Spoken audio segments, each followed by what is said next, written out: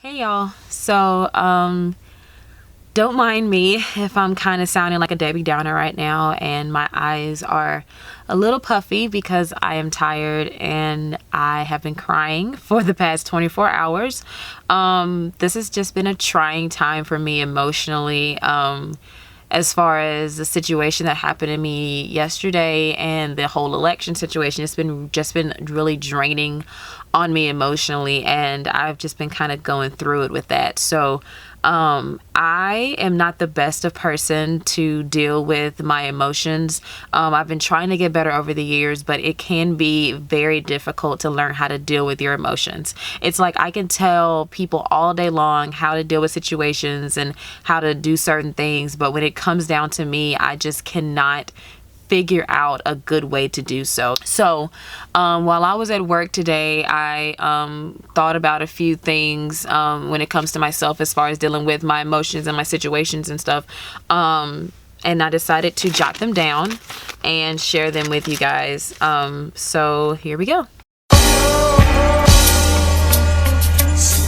The main thing that I've noticed when I go through any situation, regardless of what it is that I tend to go through stages.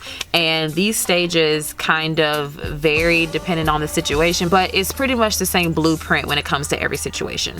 So I'm going to go through my stages with you guys and let's talk about them. So the first initial stage is shock. Regardless of what situation you are going through, that first initial shock of what's happening in your life and what exactly is going on is that time where you have the most rawest of emotions. Like you have the most raw, the pure, how you exactly feel right then. That all of that happens when you're in shock.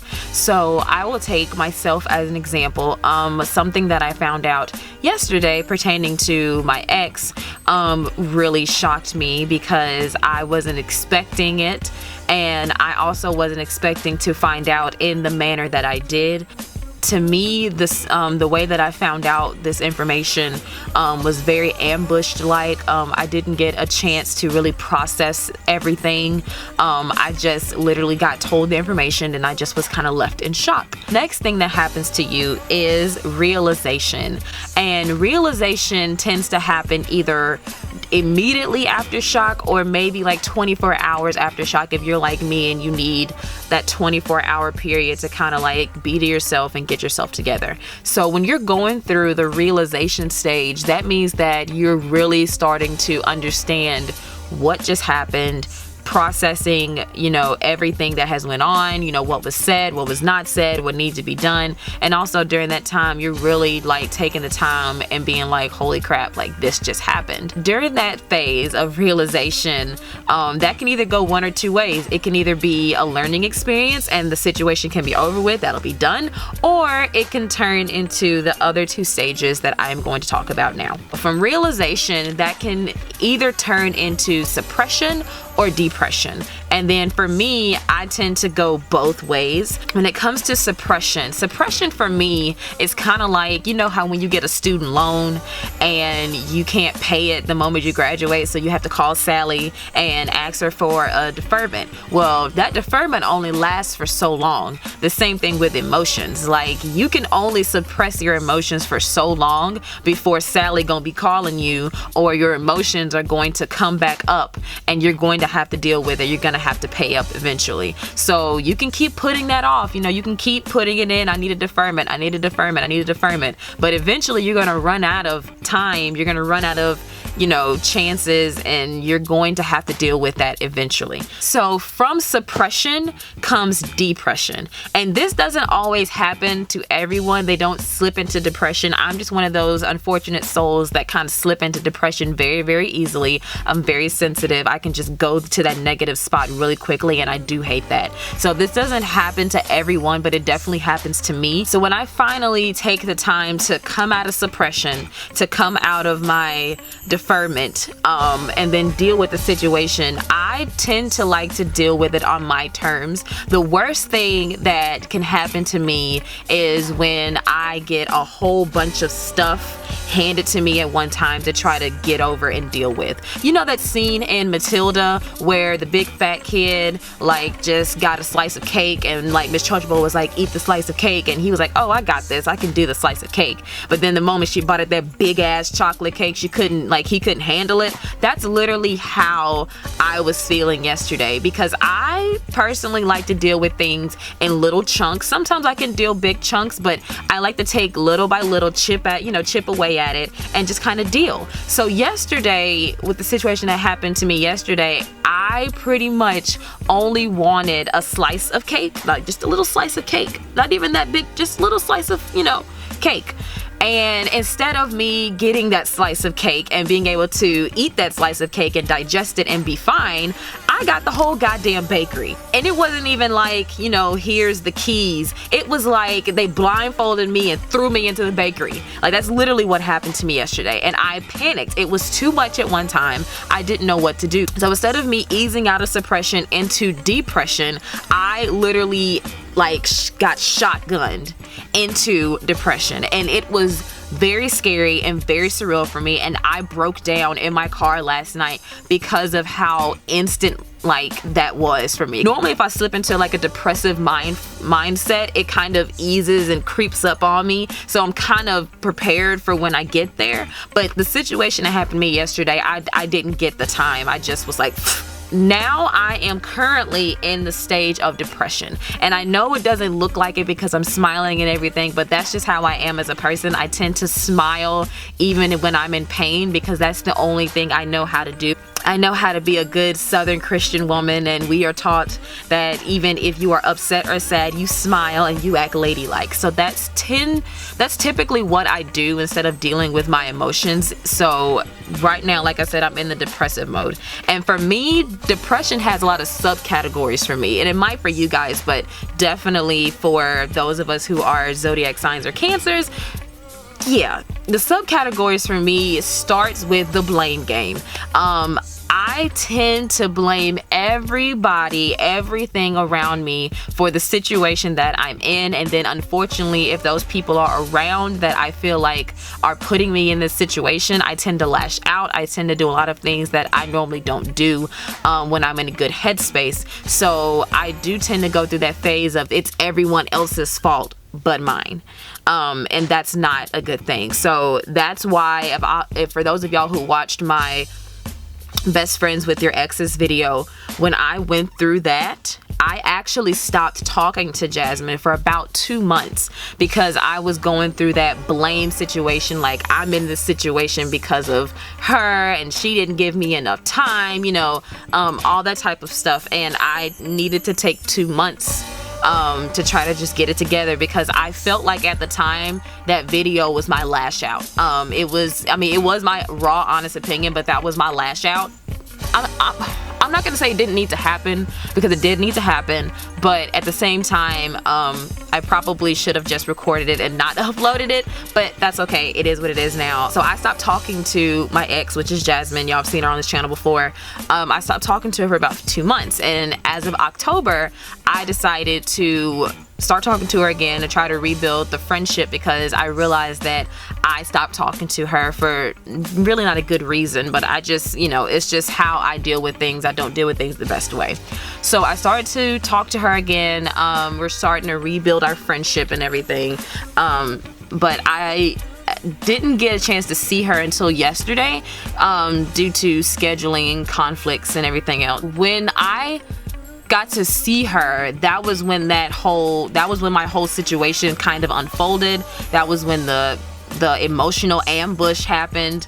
All of that happened then, and half of it, it was really no one's fault per se, but the way that it was handled could have been a lot better for both parties that were involved, because that was just kind of fucked up.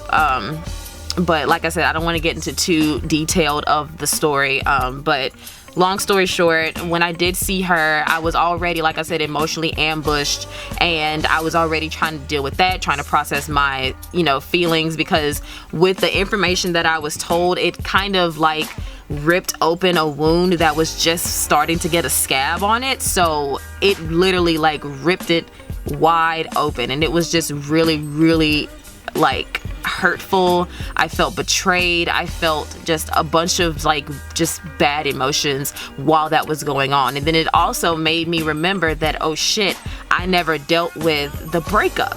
So I know that I said a few months ago that I was gonna deal with it. It was like I realized it back in July, but I just suppressed it. I didn't excuse me, y'all. I didn't really deal with it. I just suppressed it. So now I'm just now starting to take the time to figure out how I feel about the situation and trying to take step by step. So the next subcategory for depression for me, after I've taken the time to say, okay, it's not everyone's, it's not everyone else's fault but mine, is self-bashing. I've said this in my previous videos before, but I am my own worst critic. When I first started to record myself singing, I would listen to it over and over and over again, and I would find flaw after flaw after flaw, and my mom would get so angry with me because she was just like, you're just being so picky and so critical of yourself and you don't need to. So when I get depressed, after I stop blaming other people, I instantly turn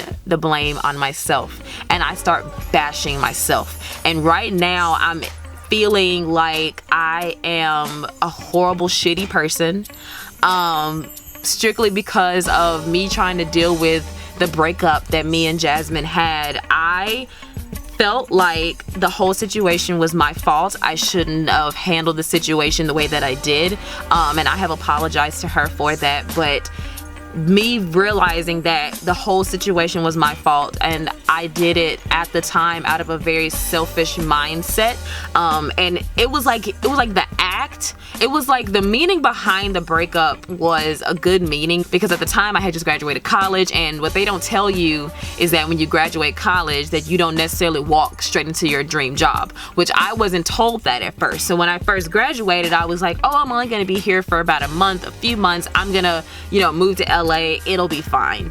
And that's not what happened at all. So I feel like I kind of jumped the gun when it comes to me and her's relationship, because y'all, there was nothing wrong with the relationship. Like I've said before, we never had argument, never had an issue, nothing like that. The relationship was damn near perfect, and I just felt like I was going to be moving and I didn't want to have to put her through the emotional distress of a long distance relationship, because I've been in that before and it's not fun.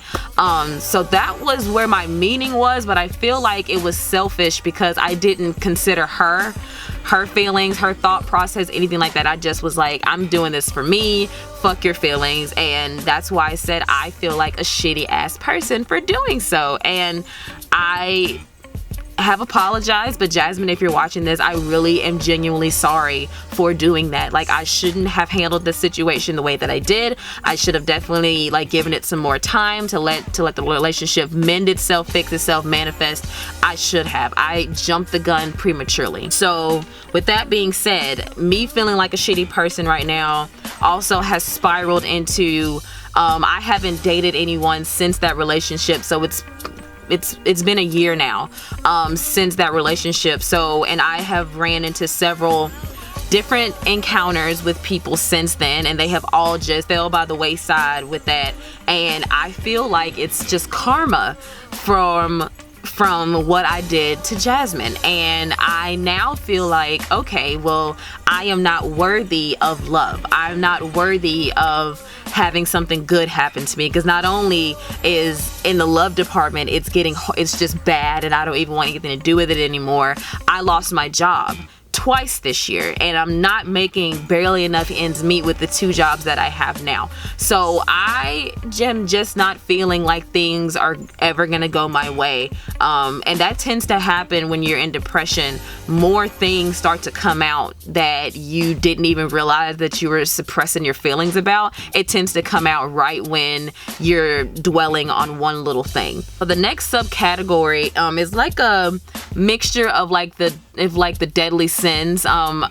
With the situation that happened to me, the other friend that was involved, that wasn't Jasmine, didn't really realize that by opening up that wound, it was going to make me resent them, have hatred toward them. I was taught not to hate anyone, and I really try not to. So me feeling that the other day was just very scary for me, and I knew I needed to take a step back. But it definitely made me resent this person, because I was feeling like you didn't give me time to deal with me and my emotions, my problems. Like it almost to me looked like you were like, you know what, you can't fix your shit, let me fix it for you. And that's very offensive if you're trying to deal with, you know, your problems in life, and someone just comes out of nowhere and was like, oh, you're doing a shitty job, let me like help you out. That's what it came off to, is me. Now I'm pretty sure that wasn't the intention, but that's how it came off to me. So I'm still kind of feeling a resentment, a hatred toward this person for the way that the situation went down, and I'm trying really hard to get rid of that feeling, because it's not a good feeling, and I need to get rid of it as much as possible. And then also when it comes to Jasmine's side of things, I'm like I said, I'm still dealing with the breakup, but also because of the information that I was told, I instantly felt jealous, I felt envious, I felt resentment, because of the situation. I felt all of those things towards her, which I didn't want to feel that towards her, because we have been working to rebuild our friendship. She has literally done nothing to me wrong for me to feel this way. But like I said, this is just human nature to feel these types of feelings when you're going through these depressive like states. And like I tell anybody, I can understand how the longer you stay inside of your head, inside of your thought process, I can understand how people can get to the extreme of committing suicide, because those dark thoughts are not a game, you guys. Like if you don't have like a strong foundation as far as like spiritually or mentally, like it can really eat away at you, and you can talk yourself into doing some crazy stuff. That's pretty much where I'm in right now. I'm in a kind of like a limbo type of state, and juggling around my emotions and trying to understand how I'm feeling, why I'm feeling this way, and trying to process, is this really my true feelings about this person and the situation, or is this just human nature? You know, this is how I'm supposed to feel. After you go through your depression phase, what should happen after that is acceptance. And I have gotten through some situations and have just accepted it. I've kind of let go and let God, you know, and just kind of have started to move on. And from acceptance comes the rebuild and the reopen, as I like to say, because you know how when you're in your local neighborhood and you see like an old rundown restaurant or a business or anything like that, and then they're still open, but then they was like, it's not working out, we're gonna shut down. That's what you need to do, y'all. I mean, I guess I'm wrapping up my sermon here by saying that if you need to like shut down to rebuild, then do that. Like, don't let anyone tell you that you have to do this in a certain amount of time, or you have to take, you have to deal with this, that, and the third right then. Like, if you need to just like shut down and just take the time to fix all the windows in your house, fix all the windows in your house. Like, if you want to shut down and you want to fix the windows and put hardwood floors and paint the walls and the ceilings, then do that. I mean, do what is best for you. Don't feel like you have to do a whole bunch, because that is how I got emotionally ambushed yesterday, because I'm one of those people that I like to take time when I rebuild myself. I like to like go to Home Depot, pick out my flooring, I like to go to pick out my windows, pick out my, my countertops, I like to pick just everything. I like to take the time to do this very detailed before I reopen myself to the world. Moral of the story is, guys, whatever process you go through to deal with a situation, go through that process and deal with your situation. Don't feel like you have to, do someone else's standards or whatever. If you need to have a Rob Kardashian moment, have a Rob Kardashian moment. The older I get, I kind of understand why Rob kind of disappeared and only wants to wear a black shirt, black shorts, Gucci flip-flops, and a Dodgers hat.